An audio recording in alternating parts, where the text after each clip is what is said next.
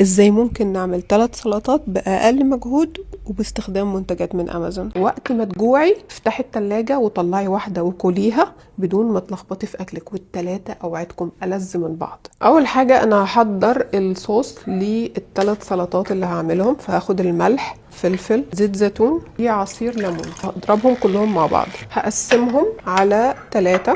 واحد هضيف عليه مستردة، معلقة صغيرة عسل، واحد هضيف عليه دبس الرمان، واحد هضيف عليه مايونيز، وهقلبهم. ودلوقتي الدور نقطع الخضار بتاعنا. الجزر، ودي للبصل، الخيار، والفلفل.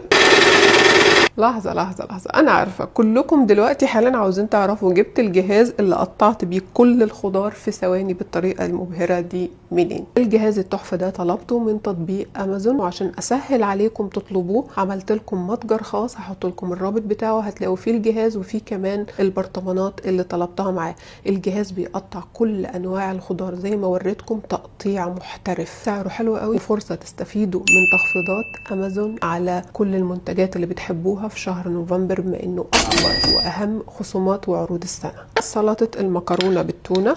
اول حاجه الصوص اللي فيه المايونيز حطه هنا، وفوقيه هضيف بصل، المكرونه، اي نوع مكرونه مسلوقه، ذره، شويه جزر، التونه بعد ما صفيتها من الزيت او من الميه، واخر حاجة عليها شوية خس، لمسة خفيفة من الفلفل الالوان، وجاهزة عندي كده. السلطة التانية هضيف عليها الصوص اللي بالمستردة والعسل، وهضيف عليه بطاطس مسلوقة، صدور فراخ، ذرة، جزر، خيار، فلفل الوان، ممكن كمان شوية خس. جاهزة عندي.